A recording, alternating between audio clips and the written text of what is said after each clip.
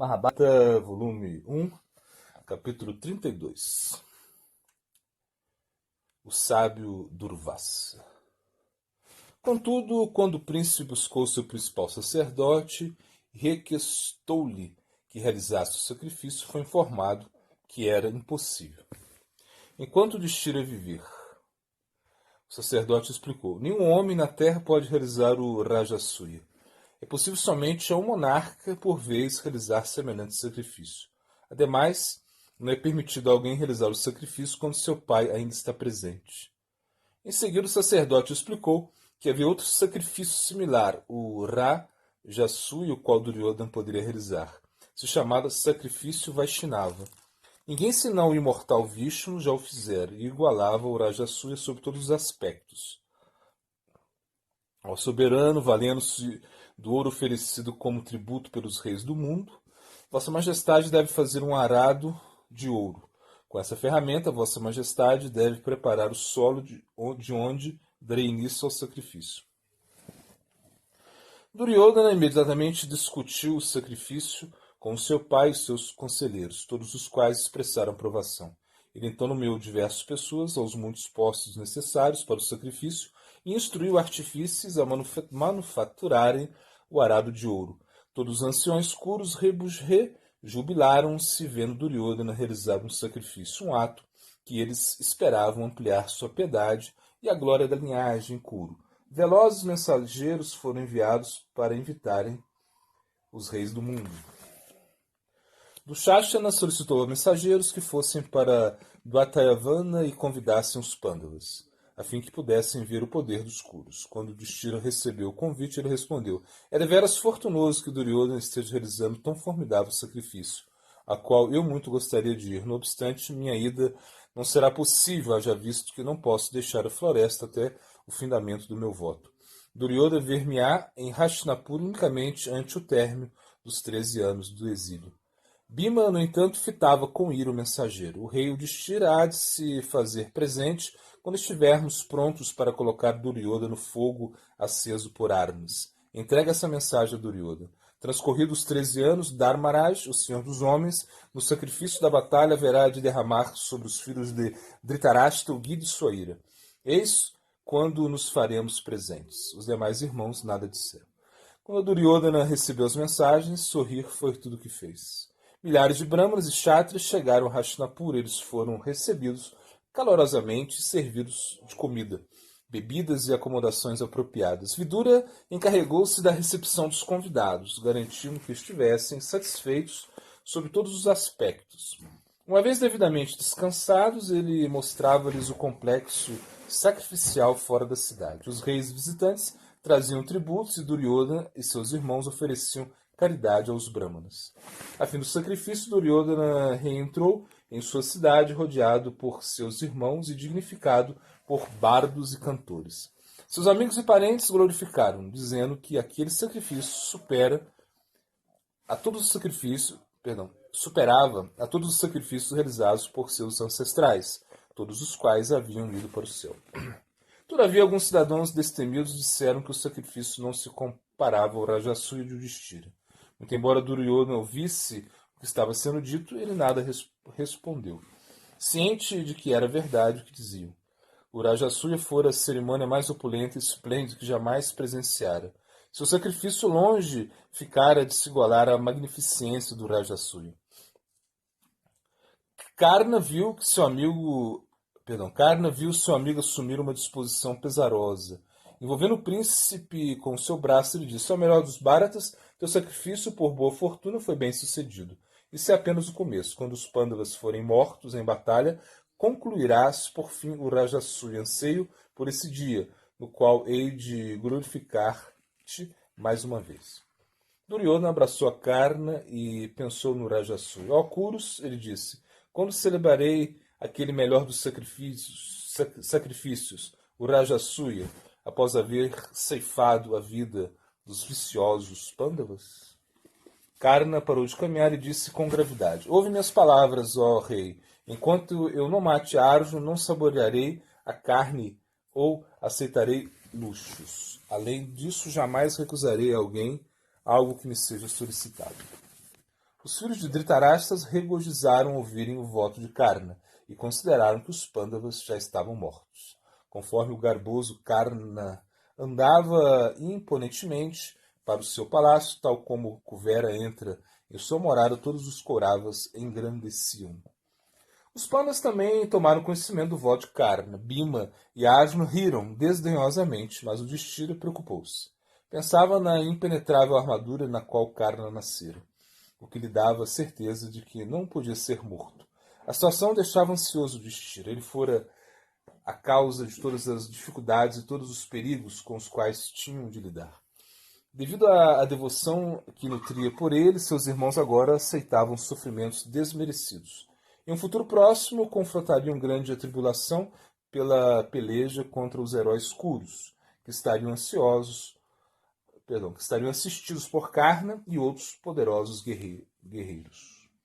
Yudhishthira era dominado por ansiedade de noite. Lembrando-se do jogo de azar e das palavras ásperas de Karna e Duryodhana, sentia como se uma lança houvesse transpassado seu coração. Seus irmãos e Draupadi, testemunhando sua condição, compadeciam-se. Com grande ira contra os Kauravas, ansiavam pelo dia em que poderiam, por fim, enfrentá-lo em batalha. Todos os dias os irmãos praticavam rigorosos exercícios físicos, de modo a manterem-se aptos para lutar e de modo a darem vazão à sua cólera. Nos meses finais da estadia na floresta, Vyasadeva novamente foi ter com os Pandavas. Yudhishthira adorou com devoção e em seguida sentou-se diante do sábio para ouvir suas palavras. Vendo os irmãos engrandecidos e ansiosos, o sábio encondeou-se. Em uma voz embargada e com lágrimas no rosto, ele disse: Só melhores entre os homens, nenhum homem em tempo algum há de experimentar felicidade puramente, senão que todos experimentam a alternância de felicidade e aflição no devido curso do tempo. Um homem sábio, destarte, nem regozija, nem lamenta. Ele não se dá nem ao júbilo quanto a felicidade se faz presente, nem se entrega à infelicidade quanto reveses se dão. Semelhante pessoa pratica ascetismo a fim de lograr a felicidade eterna, nascida da vivência espiritual, porquanto é do ascetismo que decorre a felicidade mais alta, e não do aprimoramento de nossas circunstâncias materiais. Indivíduos tolos que buscam por desfrutos materiais, por quaisquer meios, nascem como bestas em suas próximas vidas. Tais sujeitos jamais desfrutam de felicidade alguma. Ó Rei, as práticas ascéticas de Vossa Majestade, malgrado árduas, conduzirão Vossa Majestade para o bem último. Após escrever as muitas qualidades que um homem desenvolve a partir do ascetismo, veracidade, liberdade de ira, autocontrole e não violência, Vyasadeva decorreu sobre caridade, o que o Yudhishthira sempre fazia quando possuía riquezas. Quando Vyasadeva silenciou-se, o Yudhishthira perguntou: Ó grande Rishi, o que é melhor, o ascetismo ou a caridade? Quais destes produzem o melhor resultado? E qual é mais difícil de ser praticado? Vyasadeva respondeu: A criança, não existe algo cuja feitura seja mais difícil do que a caridade. Os homens anelam por riquezas e obtêm-nas somente após grande esforço, arriscando a própria vida, entram nas profundezas do mar e em florestas em sua busca por riquezas. Com efeito, não há nada que não sejam capazes de fazer de sorte a enriquecerem. Por conseguinte, é extremamente difícil dividir semelhante riqueza arduamente auferida. Contudo, o herói, prosseguiu Vyasadeva, as riquezas obtidas apropriadamente devem ser dadas com o coração aberto a pessoas dignas. A riqueza obtida torpemente, porém, mesmo se dada em caridade, não libertará seu proprietário da degradação na próxima vida. O Yudhishthira pediu a Vyasadeva que orasse acerca dos benefícios da feitura de caridade, do que o sábio contou-lhe uma antiga história referente a um homem pobre chamado Mudigala, o que lograra a morada espiritual suprema simplesmente por sua atividade de dar caridade aos brahmanas. Os pandas fascinaram-se. Finalmente o sábio disse: Ó filho de Kunti, Vossa Majestade não deve se afligir. Felicidade e aflição revolvem em torno de um homem alternadamente, como se asfixiados nos extremos de uma roda. Certamente Vossa Majestade reaverá seu reino do seu pai ao término dos anos de exílio, mediante seu ascetismo e sua caridade. Vossa Majestade granjeará toda auspiciosidade, despeço-me e peço a Vossa Majestade que fique em paz. Os pandas ofereceram suas reverências ao Rishi, conforme este se levantava para partir, suas palavras os confortaram deveras. O Mahabharata, capítulo 32, o sábio Durvasa. Duryodhana pensava continuamente em maneiras pelas quais poderia prejudicar os Pandavas. Ele consultava rapidamente seus irmãos e Karna, tentando maquinar um meio para derrotar os irmãos antes que retornassem da floresta. Enquanto tramava diferentes planos, aconteceu que do asceta Durvasa visitara a cidade. Ele trazia consigo 10.000 discípulos e chegou ao palácio real solicitando alimentação a todos eles. O sábio era famoso por seu enraivecer. Caso não fosse servido apropriadamente, ele, sem demora, praguejava o ofensor. Ele também testava os anfitriões ao extremo da paciência, desejoso de ver se aderiam às suas obrigações religiosas sob quaisquer circunstâncias. Receoso de que sua maldição recaísse sobre eles, devido ao proceder de algum servo incompetente, Duryodhana pessoalmente serviu Durvasa. Com toda humildade e toda a gentileza que pôde reunir, ele cuidadosamente atendeu toda a solicitação do sábio, agindo exatamente como um humilde criado. Durvasa era imprevisível. Algumas vezes ele exigia que uma refeição fosse preparada de imediato. Contudo, uma vez trazidas as preparações, ele saía para se banhar. Então, após demorado tempo, ele retornava e dizia: "Não comerei agora, mas minha fome se foi." Ele levantava à meia-noite, pedia por comida e outras atenções, frequentemente criticando o alimento e os serviços oferecidos. Duryodhana serviu sem queixar-se, sempre se mantendo atento a todo pedido do Rishi. Durvasa ficou contente com o príncipe. Pouco antes de partir, ele disse: "Serviste-me bem, conceder-ei uma bênção, pede-me o que quer que desejes. A menos que seja ao contrário da religião, satisfarei seu pedido prontamente." Duryodhana sentiu como se renascesse. Ele já se instruíra com seus conselheiros no concernente à bênção que deveria requisitar a Durvasa, caso este lhe oferecesse a escolha de um bem-dizer. Ele então respondeu a Brahmana: "Assim como me deste a oportunidade de receber-te como meu hóspede, faz o mesmo por Yudhishthira na floresta. Ele é educado e possuidor de bons modos, e é um grande rei, o melhor e o mais velho de nossa família. Ele, por conseguinte, merece receber tuas bênçãos. Deves ir ter com sua pessoa quando toda a família dele houver terminado de comer e estivessem se preparando para dormir. Tu deste modo serás bem recebido por estes homens piedosos." Durvasa respondeu: "Falo-ei segundo o teu pedimento." Ele então partiu com seus discípulos rumando para Kamayaka. Duryodhana desferiu um soco no ar como expressão de seu contentamento. Os pandas jamais seriam capazes de receber apropriadamente Durvasa e seus muitos discípulos depois que Draupadi se houvesse alimentado. Ser-lhe-ias impossível alimentar 10.000 brahmanas sem um prato mágico que lhes fora presenteado por Surya, em decorrência do que Durvasa certamente os amaldiçoaria, e a maldição de um rishi é inapelável. Duryodhana correu até os seus amigos. "Nosso plano funcionou," ele gritou. "Os pandas estão fadados à desgraça." Ele abraçou Karna, que disse: "Por boa fortuna foste exitoso e realizaste teu desejo. Por boa sorte, teus inimigos encontraram-se em um oceano de misérias, dificílimo de ser transposto.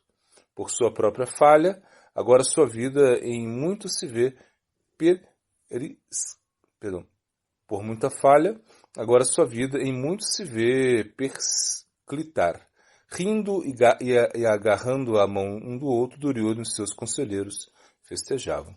Transcorridos alguns dias, Durvasa chegou ao acampamento dos Pandavas pouco depois de Draupadi haver comido. Deixando seus discípulos nos arrabaldes da zona de acampamento, ele caminhou sozinho até onde estavam os irmãos. Todos eles imediatamente se levantaram com as palmas de suas mãos unidas. Vendo o famoso Rishi em sua presença, caíram no chão em respeitoso reverenciar. Yudhishthira ofereceu a Durvasa um excelente assento e o adorou com absoluta atenção. Durvasa então disse: estou aqui com meus 10.000 discípulos e precisamos comer. Em razão de que andamos ao longo de todo o dia, estamos famintos. Ó rei, por obséquio, providencia nossa alimentação, primeiramente banhar-nos-emos, após que retornaremos para comer. Yudhishthira disse: assim farei. E Durvasa partiu para o rio com seus discípulos. Após haver partido, Yudhishthira expressou sua ansiedade. Como seria possível alimentar tantos homens? Draupadi já havia comido, motivo pelo qual o prato encantado não exerceria sua magia até amanhã no dia vindouro. Yudhishthira perguntou à sua esposa se havia algo que pudesse fazer. Draupadi, que sempre pensava no bem-estar de seus cônjuges, começou a contemplar o problema. Sua única esperança era a oração, em virtude do que a princesa pensou em Krishna e assim orou. Ó Krishna, ó Senhor do Universo, ó Destruidor das dificuldades dos devotos, ó ilimitados e onipotente, por favor, ouve o meu orar. Sois o refúgio dos desamparados, o outorgador de intermináveis bênçãos a todos os seres. O incognoscível é a pessoa suprema que tudo conhece. Por favor, protegei esta pessoa que busca por vosso refúgio. Ó Senhor, assim como salvaste-me anteriormente na Assembleia de Dushashana, suplico-vos que me salveis desta entuviada. Krishna estava em seu palácio, naquele momento deitado em sua cama com o Rukmini, aquela personalidade misteriosa cujos movimentos são a todos desconhecidos, ouviu as orações de Draupadi. Ele imediatamente se levantou de sua cama e, deixando sua esposa, correu para fora do seu palácio. Em poucos instantes, estava diante de Draupadi, quem caiu aos seus pés, com lágrimas em seus olhos. Ó Krishna, encontramos-nos em grande perigo, temerosos da imprecação de Durvasa. O que pode ser feito? Krishna sorriu. Farei tudo o que for possível, mas também estou com fome. Por favor, alimenta-me primeiro, após o que farei tudo o que for necessário. Envergonhada, Draupadi respondeu: meu senhor, o prato obsequiado pelo sol permanece cheio até que eu coma. Porque eu me alimentei recentemente, o mesmo não fornecerá mais comida. Não é hora para brincadeiras, disse Krishna. Traz-me sem demora o prato e me mostra. Draupadi levou o prato diante de Krishna e ele examinou atentamente. Em uma ponta encontrou uma partícula de arroz e um pequeno pedaço de legume agarrados, os quais ele comeu prontamente, dizendo: que o Senhor Hari, a alma do universo, fique satisfeito com esse alimento. Que o Senhor de todos os sacrifícios se compraça. Os Pandavas olharam ao redor receosos, porquanto não havia qualquer sinal de comida, nada obstante tinham fé de que Krishna não falharia. Sahadeva partiu para o rio de modo a encontrar Durvasa e seus discípulos. No rio, o inocente Durvasa esperava o Yudhishthira preparar a refeição para ele e todos os seus seguidores, mas repentinamente sentiu como se houvesse consumido um grande banquete. Ele olhou para os seus discípulos e viu que também pareciam cheios. Eles esfregavam o estômago e arrotavam. Entreolhando-se, os ascetas deram-se conta que nenhum deles estava com apetite. Durvasa disse aos seus discípulos: fizemos o Yudhishthira preparar inutilmente um banquete para 10.000 homens, o que é, por certo, uma grande ofensa de nossa parte. Os Pandavas hão de destruir-nos, lançando sobre nós um olhar iracundo? Ó Brahma, sei que o Yudhishthira possui imensos poderes, portanto, é devotado aos pés de nosso Senhor Hari. Eu o temo. Semelhantes pessoas podem consumir-nos com sua fúria, assim como o fogo consome um chumacete de algodão. Destarte, partamos daqui sem demora antes que nos revejam. Conquanto fosse um poderoso yogi místico, Durvasa sabia que seu poder em nada se equiparava ao poder daqueles devotados ao Senhor Supremo. Ele se recordou do incidente pretérito em que perturbara outro devoto do Senhor. Em tal evento, foi colocado em grande dificuldade, quase perdeu a sua vida. Sem mais uma única palavra, Durvasa saiu do rio e caminhou velozmente para longe do acampamento dos Pandavas. Seus discípulos fugiram em todas as direções, cuidadosos de se esquivar do caminho dos Pandavas. Quando Sahadeva chegou ao rio, ninguém ele encontrou. Alguns potes de água e tiras de pano estavam pelo chão, mas não havia nenhum sinal de ascetas. Ele procurou pelos arredores e deparou-se com outros brahmanas, os quais lhe informaram que Durvasa e seus seguidores se haviam ido repentinamente. Sardet voltou para os seus irmãos e reportou-lhes o que havia visto e ouvido. O Yudhishthira preocupou-se. Os ascetas voltaram na calada da noite e exigiram sua refeição. O Yudhishthira preocupou-se. Os ascetas voltarão na calada da noite e exigirão sua refeição. Ele disse apreensivo. Como ser-nos possível escapar deste grande perigo criado pelo destino? Krishna sorriu. Ao Yudhishthira não há nada de temer. Durvasa e seus discípulos fugiram temerosos do poder ascético de Vossa Majestade.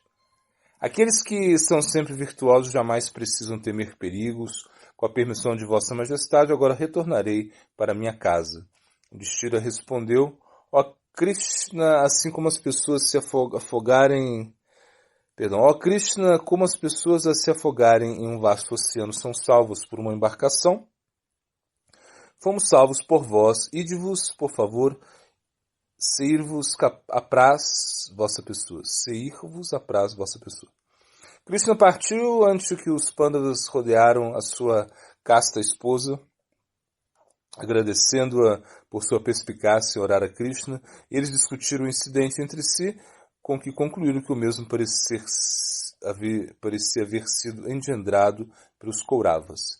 Felizmente, Krishna estava sempre presente para salvá-los, independente do perigo que os visitasse. Pensando em seu amigo de Dwarka, os irmãos entraram em suas choupanas de teto de sapê e adormeceram.